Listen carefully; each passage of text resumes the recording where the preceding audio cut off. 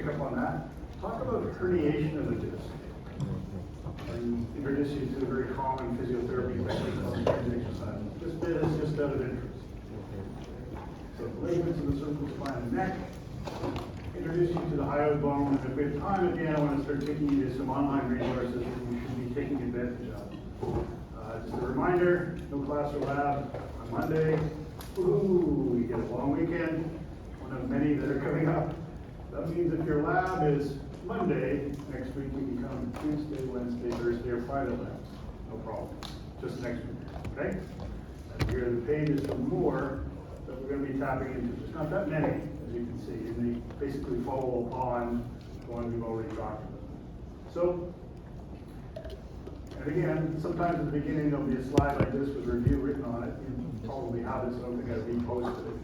It's a figure from that Hollingshead book, a cartoony book, but it's a nice one because it sort of points out the fact that between the vertebral bodies and the spine, you have these intervertebral discs, or ID discs.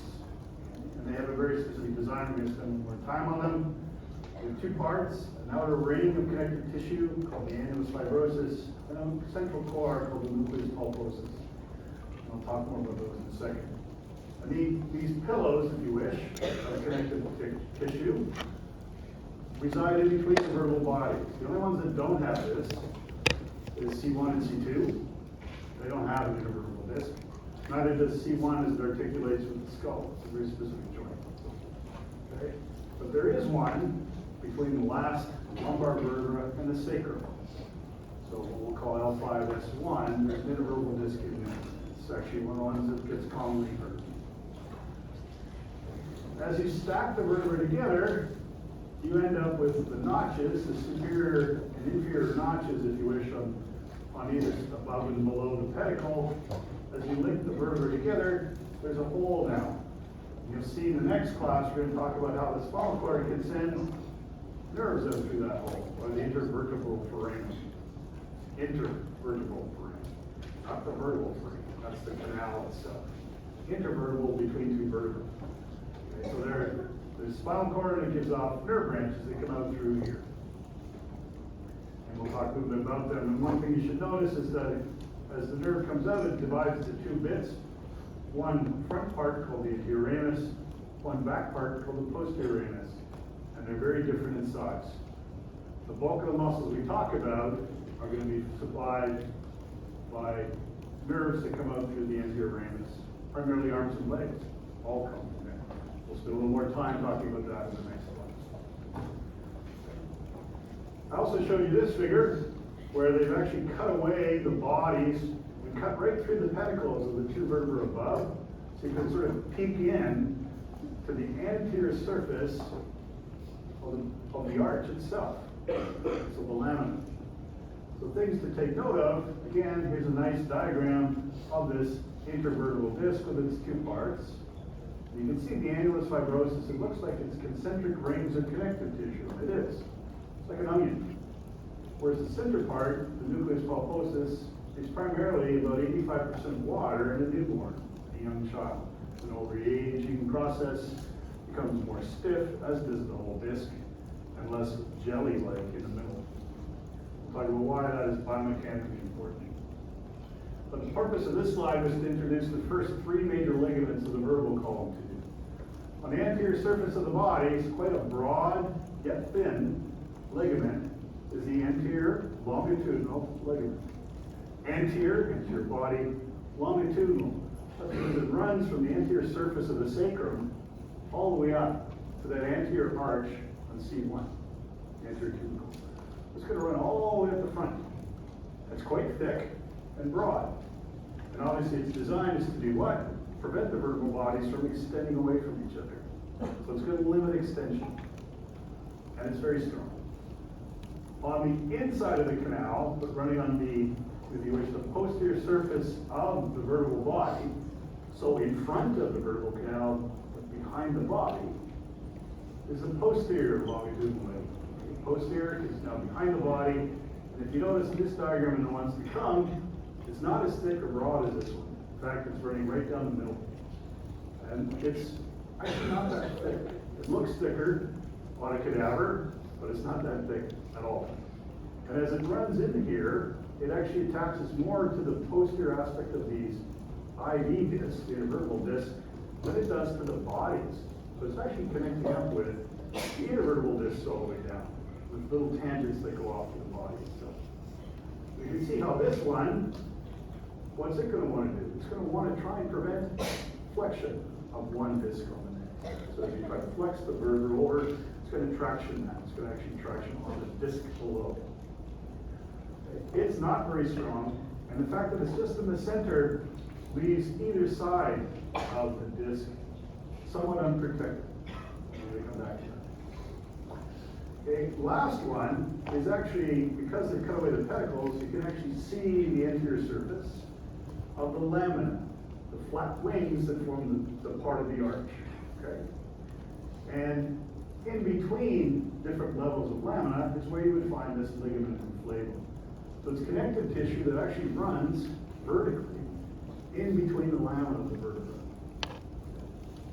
And it's a different nature. In a cadaver, it's somewhat yellow versus the white of the other ligaments. It's got this yellow tinge. And that's because it's laced with elastic tissue.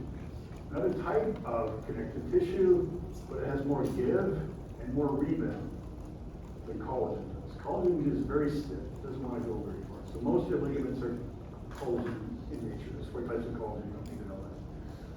These guys have a bit of bend to them, a bit of elastic behavior. And obviously they're designed to prevent separation of the lamina from each other. Or inflection, as you start to flex and the vertebrae try to pull apart, these guys are going to resist it. However, they're elastic, so they're going to give a bit. So when you do a full flexion, and then come back up, as you flex down and separate across all these segments of the column, each level, the ligament inflatum is going to store a bit of energy in it, like a rubber band. So as you start to go into extension, it's going to help you get to neutral, to extend neutral. So there's a really nice anatomist, he's a nice guy too, nice anatomist, down at University of Queensland named Vaughn Kippers, who studied this extensively and shown it actually provides quite a bit of assistance with coming out from a fully flexed position into about 3/4 of the extension, and helps the muscles do that. Right? 2 other things on this diagram that have not been bolded out are the superior costotransverse ligament and the radiate ligaments. So it's not that you don't need to know them, I just don't think they're that important. But the one I should possibly talk more about, radiate makes sense, it looks kind of like a capsule, and this thing coming off is what? A rib. So when we get into the thoracic region and start studying ribs, I might come back and mention these 2 ligaments again, but the superior costotransverse ligament, costo, rib, transverse, the other place it's going.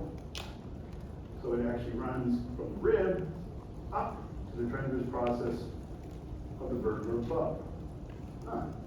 It's going from where the rib below is up to this transverse process. It's obviously going to cause some kind of restriction of motion and stability, especially about the mobility of the rib above it. So they're still important, just not highlighted in this video. And you'll come back. Here, what they've done is, they've taken away the vertebral body above, and you can look down and see basically the annulus fibrosus, the outer rings. I hope these work. And you can see that blue blob, the cartilage plate. And you'll see it on another figure in a little bit. But these cartilage plates kind of lie over top of the nucleus and just underneath the vertebral body above. So they separate the disc from the vertebral body. So here's the cartilage plate. Underneath that, if you were to move this cartilage, you'd find the nucleus pulposus, and here are the concentric rings of the annulus. And again, I'll point out, annulus is much thicker at the front than it is at the back. So this nucleus that's in here is actually closer to the vertebral canal than it is to the front of the body of the vertebra. Slightly posterior, and there are consequences to that. Transverse process of the vertebra, spinous process, other ligaments that we'll see again in another figure. One ligament, very strong, runs from the tip of the spine to the tip of the spine above it, just at the spine. Hence why it's called the supraspinous ligament. So supra meaning it's the superior part of the spine, so it's going to run in between the spines, just the tips of the spine. Running in between the bodies of the spine, so the dorsal surface of one spine to the inferior surface of the spine of the vertebra above, is the interspinous ligament. So now you can see how ligaments are labeled. They're either labeled as where they go, right? Sphenomandibular, that kind of thing, or they're labeled on their direction, roughly what they connect. So the interspinous ligament connects the spines, the supraspinous connects the tips of the spines from the super perspective. Now, the interspinous ligament is actually paper thin. Don't know if it's really that important for restricting flexion of the trunk or preventing the spines from separating. I think it's more to give purchase for muscle, because you're going to find there are a whole lot of muscles that have to come in and attach here. And rather than just attaching to the spines, you put a web or membrane in between the whole thing. Now you've got a whole surface area the muscles can take their attachment from. So when we come to the back muscles, a lot of the back muscles actually connect to the membrane that's in between the spines, as well as the spines. However, the supraspinous ligament, that's kind of drawn here, is much thicker. And if it's running all the way down, connecting spine to spine to spine to spine to spine, it's designed again to prevent the vertebral bodies from separating, from one spine pulling away from the whole. It's a bit of give, but not a lot.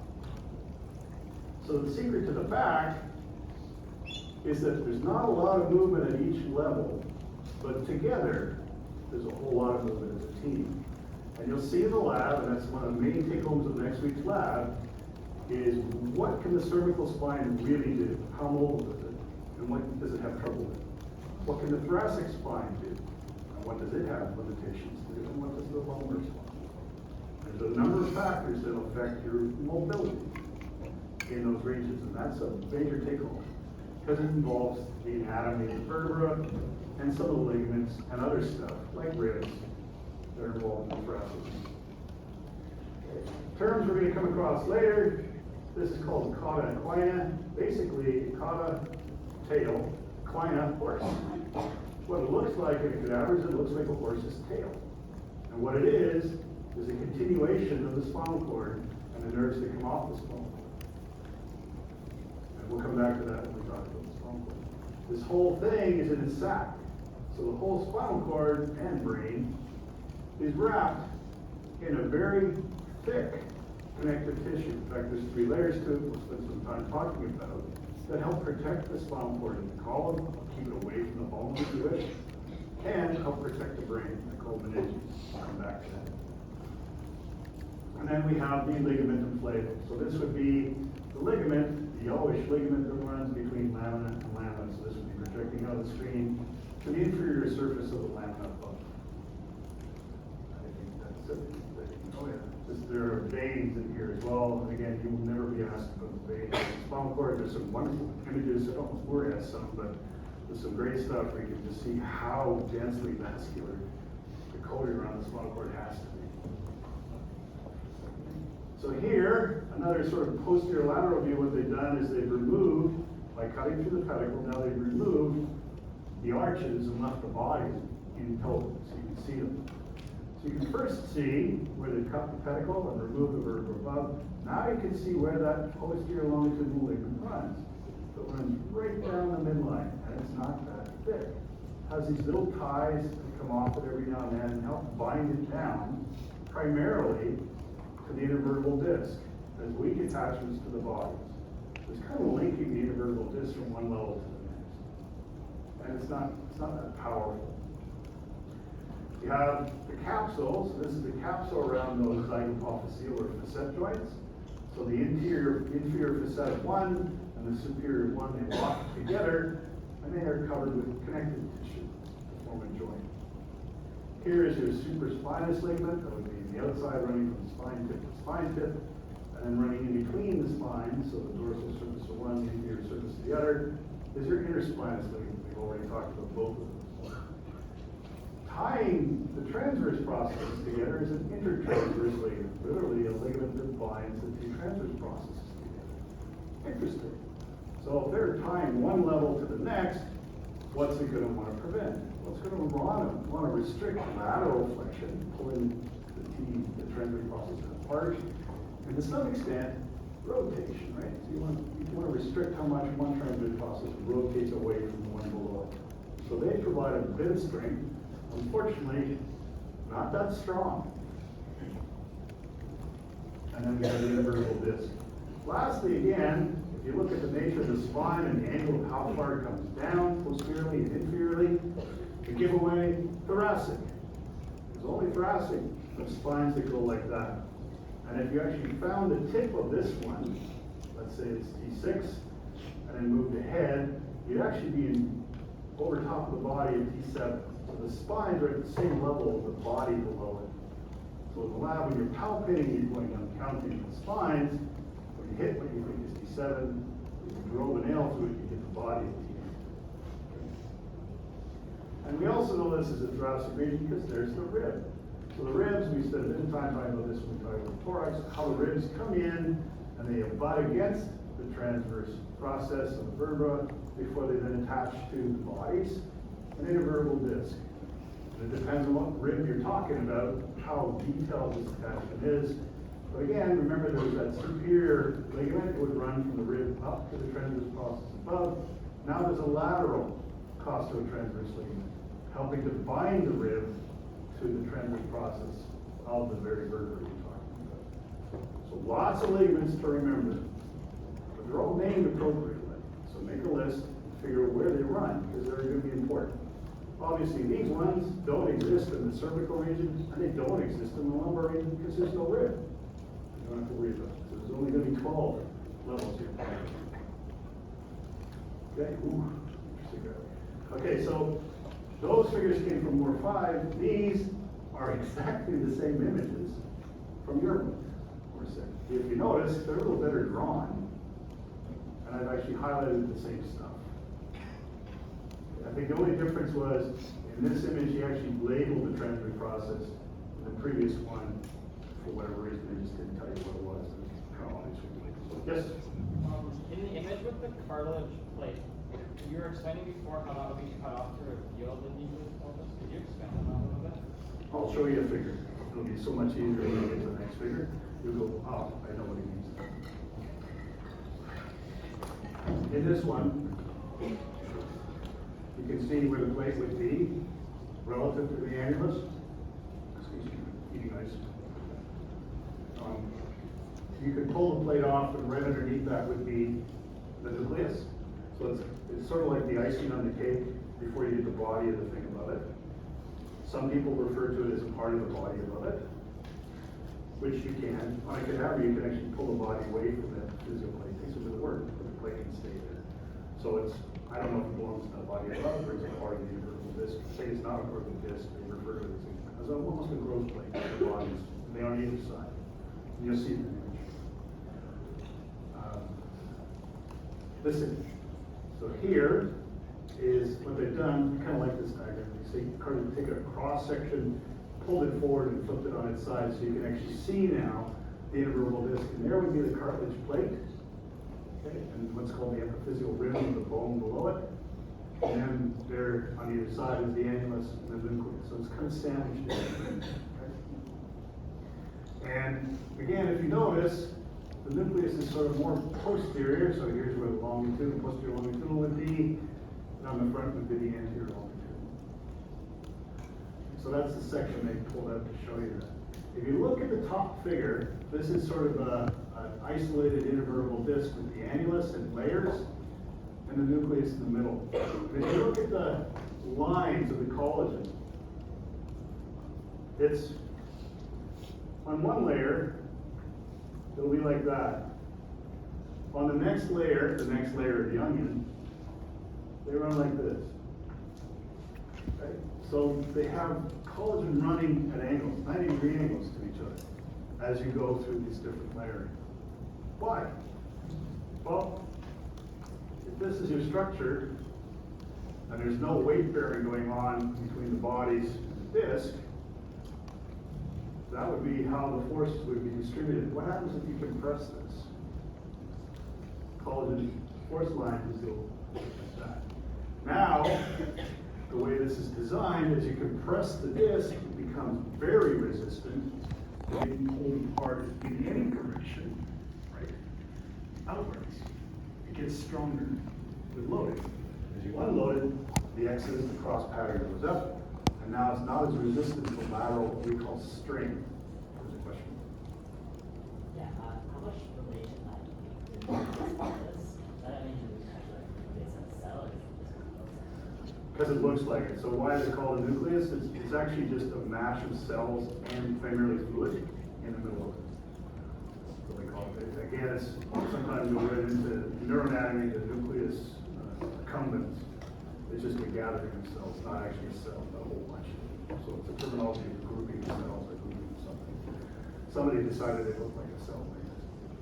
So that's why this thing is designed the way it is, in layers, but then each layer, the way the collagen's laid down is a very carefully thought out pattern. It's not just willy-nilly, it's designed to resist strain on loading. And so in the bottom figure, they talk about if you're looking at the two vertebral bodies and the intervertebral disc between them, if you're recumbent, if you're lying down, there's not a lot of pressure that's going to be coming through the vertebral body onto the disc. If you now load the sucker and put force on it, this design again helps it to distribute and resist the forces, but it will become compressed. So like I said before, the nucleus is fluid filled. Young people like you, you're at least a quarter-inch taller in the morning than you are at night. Little kids might even be up to half, three-quarters of an inch taller in the morning. Why? Because over time, as you compress with load, you cause the fluid in the middle here to kind of leak out. There's no direct blood supply to this thing. It survives by basically osmosis of coming from the arteries that are around it, bringing nutrition in and taking away byproducts. So it's a very passive system, but it responds to load. And here, you can see how this sort of nucleus can function a bit as a fulcrum. It's a pivot point. So as you think of someone doing a lateral flexion or a lateral bend, the disc would kind of get pitched on one side, traction on the other, and will pivot around the nucleus. So that's what the nucleus does. It helps to function as a rotation point. And remember, it's slightly posterior, meaning you're probably better at moving forward than you are back. And that's the case. You have more range of forward flexion on these discs than you do on extension, depending on which region you're talking about. Okay? So, herniation. Again, this is out of interest. Herniation or slip disc, you've heard them all, this terminology before. What happens is, in this diagram, you can see the spinal canal is the mid-sagittal section cut. And as you come down, there's a vertebral body, and oops, there's this thing protruding into the spinal canal. Literally pushing either on the spinal cord, if you're up high enough, or on the nerve roots that come from the spinal cord before they go out. So the nucleus can get exploded, if you wish, into the canal. Rarely will the nucleus ever move in an anterior direction. There are weird cases where the herniation can be a pushing of the belly out in an anterior direction. But why is that rare? Remember that anterior longitudinal ligament covers all the front of the body, all the way up and down. There's nowhere for the jelly to really pop. Posteriorly, just down the middle of the intervertebral disc in the body, is where that posterior longitudinal ligament is. So when you do see the nucleus blowing out through the annulus and into the canal, it's either on one side or the other. It's a unilateral effect because it can't really go back. It's that posterior longitudinal ligament. Now, why does it happen? And primarily happens, here's another little schematic. It primarily happens because over age, that annulus starts to break down. And in fact, some of the collagen in the posterior aspect might develop cracks or crevices. So think of it like an estuary that's developed from the nucleus out to one side. You do something mechanically to strain the system. Where's the nucleus going to go? Think of it as a jelly donut that you're pushing on. Where's it going to go? It will out the hole that's left there, right? And it's gonna herniate and push out. So a herniated disc is when the nucleus erupts into usually the spinal canal. And it's due to the fact that aging primarily, or mechanics, that the jelly gets thrown out. And that's what they call a herniated disc. So nice figure right here. It's nice, and I read this section because he does a really nice job of describing. Here's another one. This is above the herniation. You can sort of see the space, the body. There's the spine. It's harder to see here, but all of a sudden you went down. This is an MR.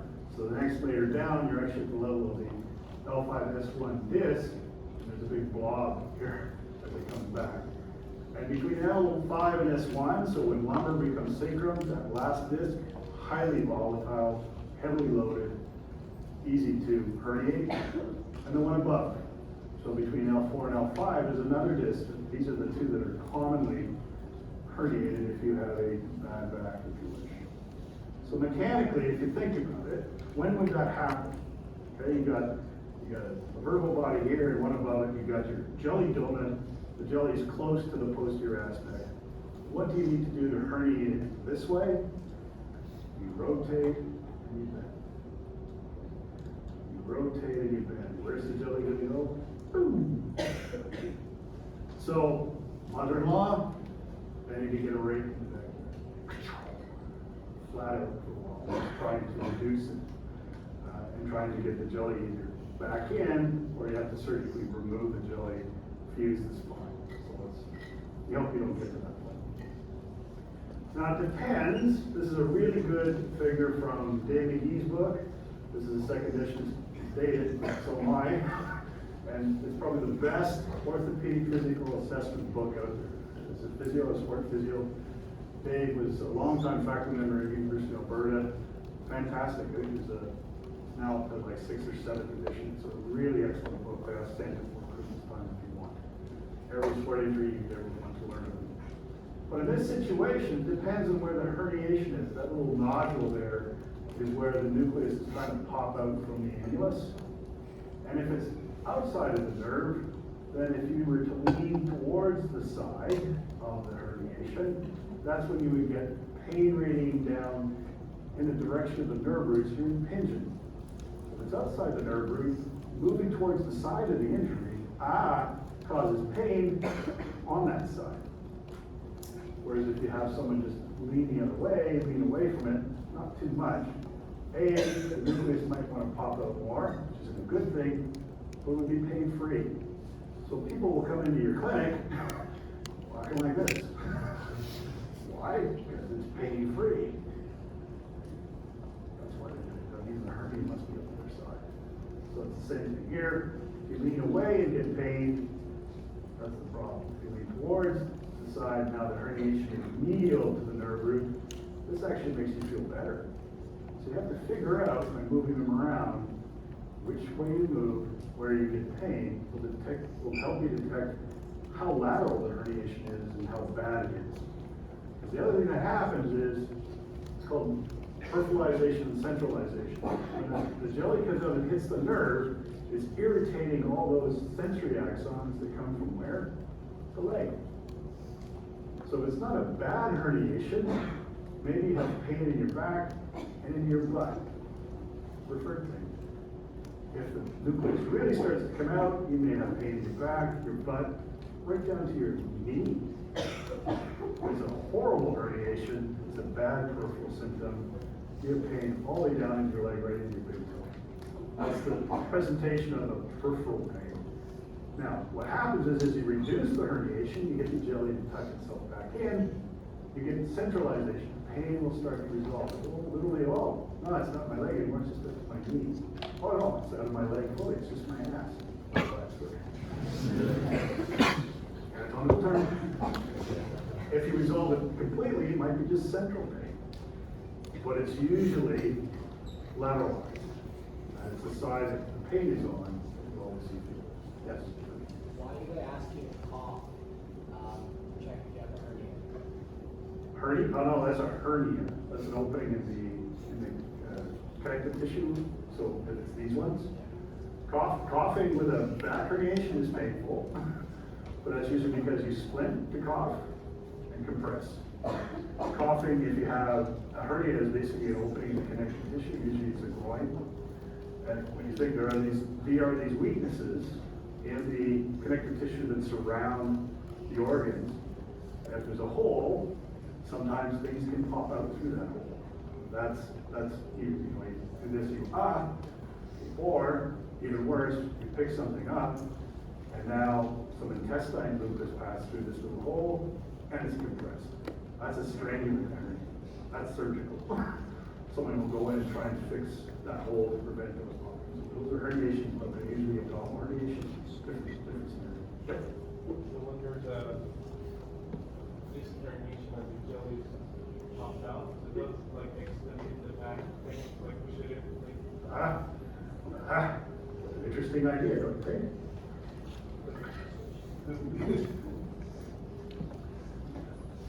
So, Mackenzie exercise. So Mackenzie was the first one. He's a physio, I think he's from New Zealand or Australia, I can't remember, who was what was called a hands-off physio. Some physios, Ron Madsen, if you ever gone to gun, but Ron's a mauler. He's in there, loves to manipulate and stuff like that. Mackenzie said, okay, can I resolve this back problem without actually touching it? Usually what you would do is lie someone down, do what? Traction. So you literally hook them up to a machine that helps to separate the two bones in hope that the herniation, the jelly, of the nucleus would resolve and tuck itself back in, and pull back in. So that was, and still is today, you can still traction the spine to help with that. The first way to do it is lie them down, right? Get the compression off the spine. In fact, lie them on their stomach. Some people are more comfortable on their back. Doesn't matter. You're getting rid of body weight.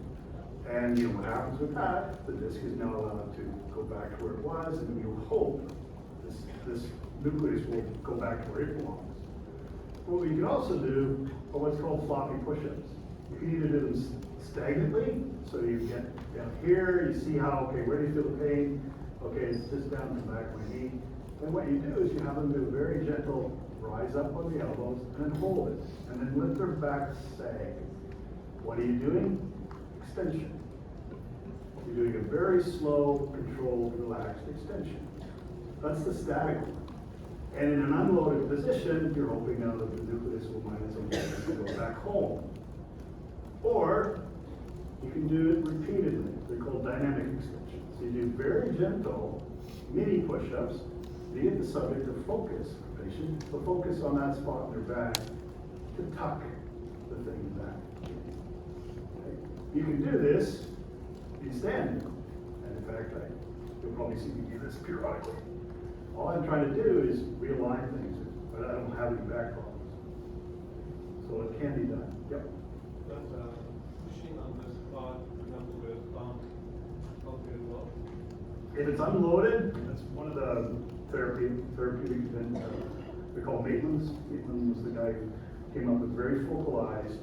The grade 1 is bending the knees of a mosquito. The grade 4 is taking it almost to the point where the joints have a joint, which is manipulation. It's mobilizing.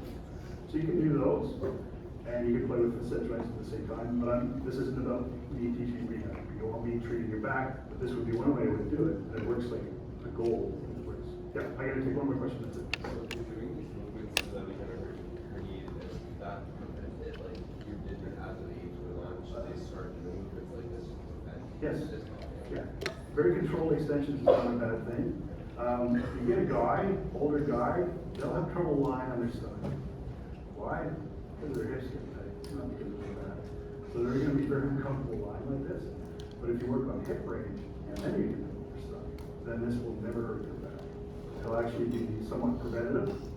And so I do these every now and then, especially if it's been a long day and I just feel kind of crampy, I'll lie down. So if you come by my office and do these funny things, I haven't dropped the contact. Okay?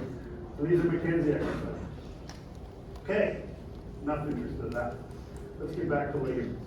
So this is from number 5. There's another figure you'll see in your own book. These are the cervical vertebra and the first of the thoracic vertebra. So the 7th cervical vertebra, the spinal process is quite prominent. It's easy to palpate. You come down the back of your neck, it's the first big major ridge you will hit.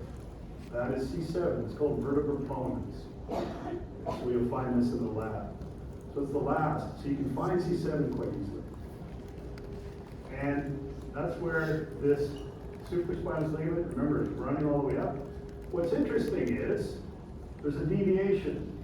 So rather than just running up all the spines, C6, C5, C4, C3, C2, C1, in fact, it goes and deviates away and runs right up until the external occipital protuberance, that bump you don't know. And the interspinous ligament goes with it. And this area is called the ligament of nuchae. But it's like it, right down the middle of your neck. These ligaments leave the spine and run up to the base of your skull. Think of a horse and a horse's neck and that big mane. The horse still has his vertebrae in there, but it's got a huge neck. That's because all the muscles attached to either side of this ligament. So this ligament again, because it extends out and runs up to the skull, there's this huge surface area where all the neck muscles we're going to talk about, upper back muscles, can attach. They don't just have to attach to bone. It also explains why some of these vertebrae are bifid. Remember, they're forked. And that's because right up the middle is the attachment for the ligament of nuchae, and then on either side of this are going to be muscle attachments. So the middle part of the forked spine is the ligament of nuchae, and on either side are where these big muscles attach to the spine and pull. And that's why the spines in the cervical region have that forked nature to them, because of attachments of muscle. It's kind of cool. Okay? Now, as you come up between these vertebral spines, you still have these interspinous ligaments. As you get to the last one, so between C1 and the base of the skull, that membrane continues. That connective tissue continues as a different name. It's called the posterior atlanto-occipital membrane.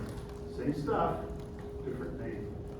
But now this one you can see because it's going from the posterior arch up to the base of the skull, right around the foramen magnum. What's it going to want to do? It's going to want to restrict your head going into flexion. So you do have a bit of nod, if you wish, between the condyles and C1, but it's restricted. That's because this membrane will start to be tight as you move the head down into flexion. Okay? So again, between the condyles, so this is down, looking down on C1, atlas, and then C2 below it.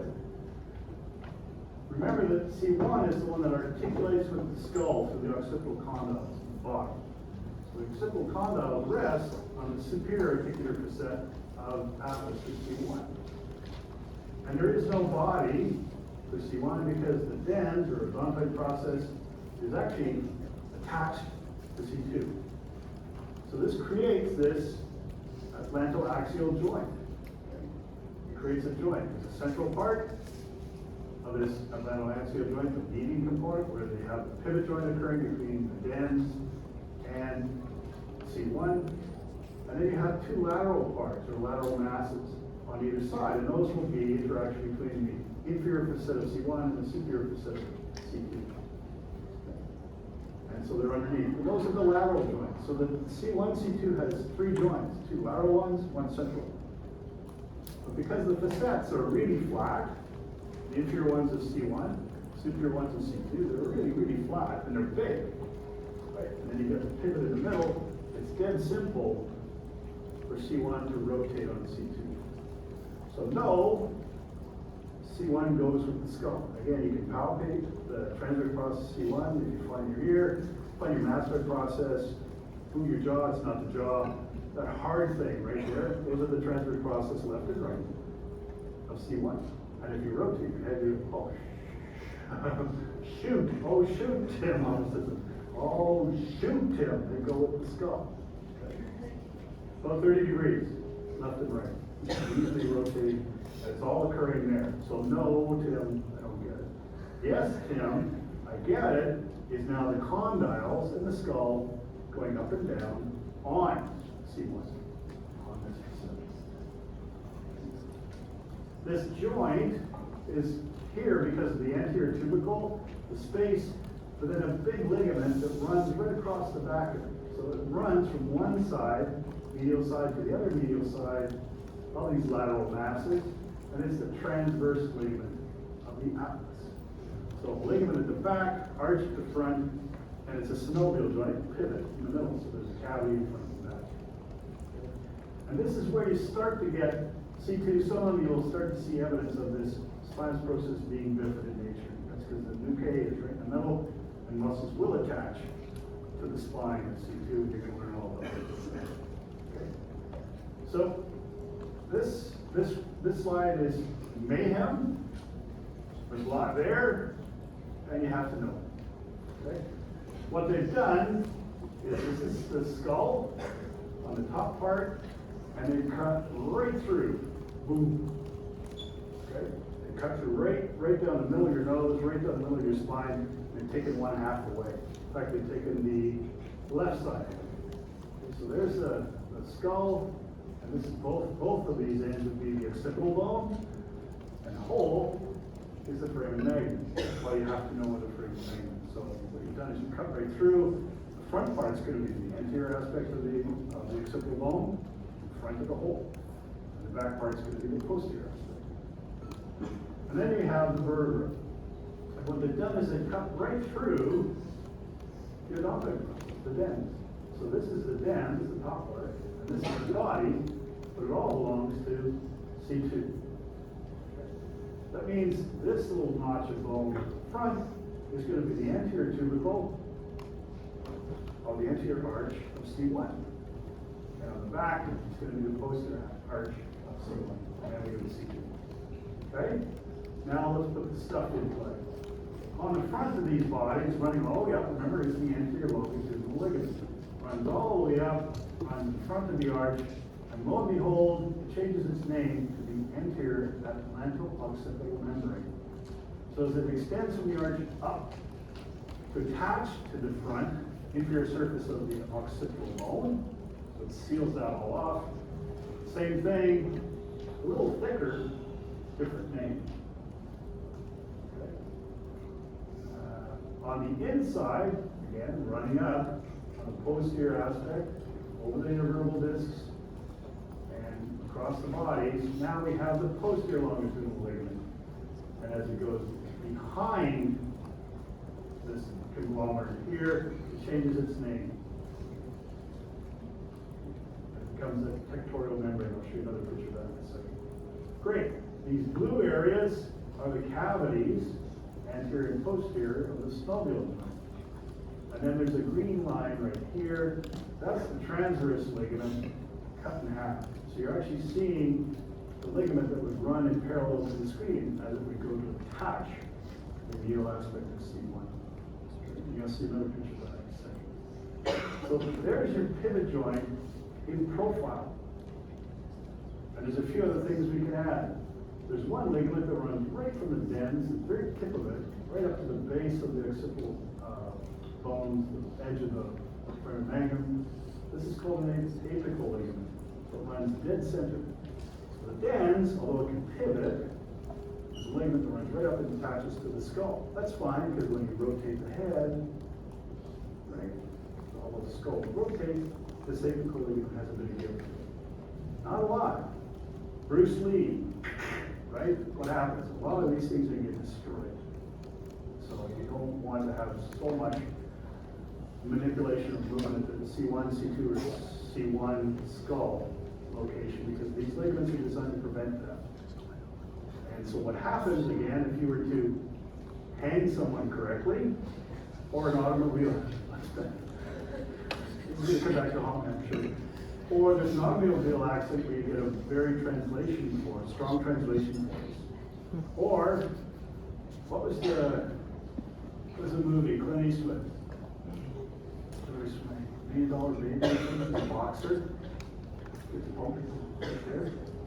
So, if you could just imagine the skull pushed back heavily and all this stuff, we get either a fracture here or a tearing of the ligament. It's a tearing of the ligament, and the dens slide backwards into the vertebral canal. and will impinge the spinal cord. It's quadriplegia, so it's very nasty. Christopher Reeve fractured his dents. Okay? And that's what happened there, and that's what is high quadriplegia. So if you destroy the ligament or you fracture the dents, this now becomes an extremely unstable joint. Let's see, I'm gonna come back to him in a second. This is where the vertebral artery will exit. You go up into the brain. The vertebral artery is the thing that transverses those transverse frames, those holes in the cervical area. They actually are conduits for the vertebral arteries that sneak into the brain. So they protect the vertebral artery.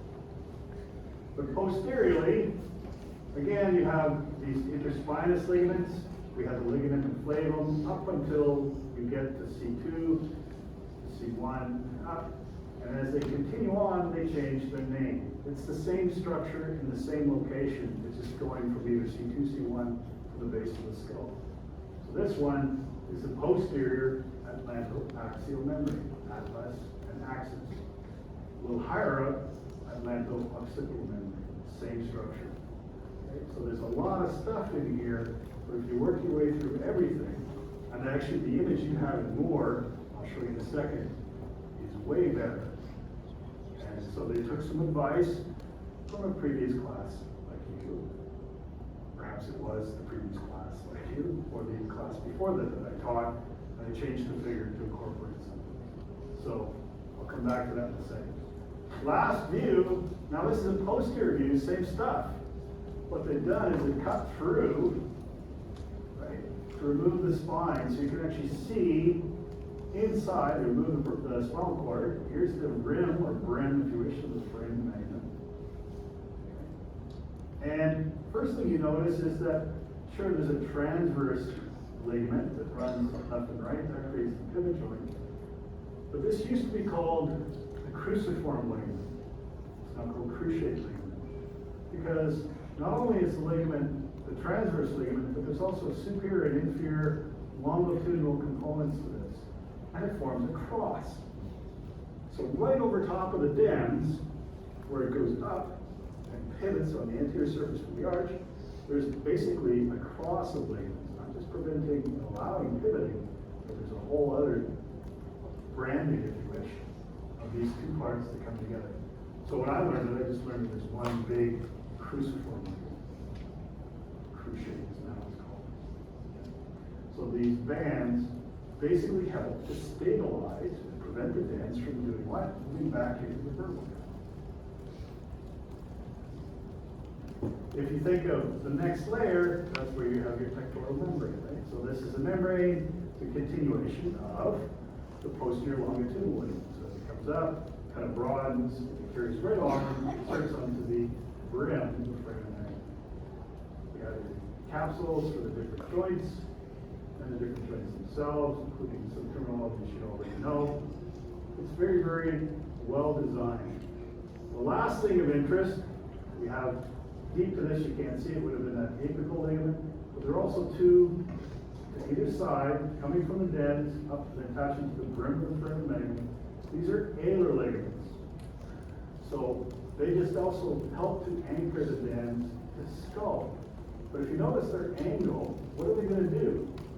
As you rotate your head 30 degrees, this one, the right one's going to get tight. If you rotate your 30 degrees to the other side, it's the left one that's going to start to get tight. So that's why I say 30 degrees, no, Tim, I don't like this at all.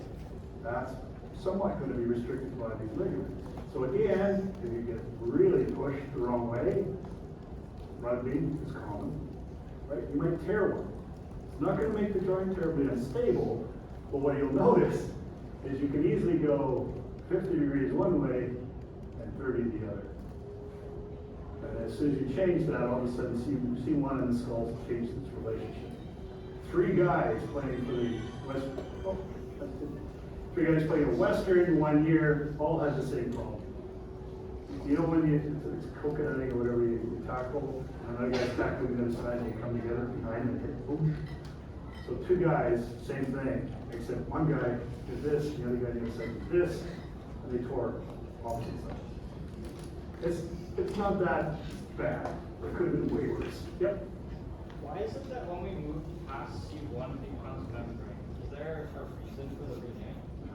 You're gonna see this all through, membranes are either a continuation of a ligament, sometimes it's a fascial continuation of a muscle. I wish I had a better, someone make it work for you, that's all I can think of. Okay, that's the figure from your board. But if you notice, this is much better, right? Once you put in green, what something then becomes, or purple, or so it's actually the same figure, just better drawn with the last 3 slides. Right. Briefly, hyoid bone, define your jaw angle, come back, like your waist box. You grab at the top of that, you'll find something hard. This is a free floating bone, sits on top of your cartilages for your voice box. It's purchased for a lot of muscles you don't have to know.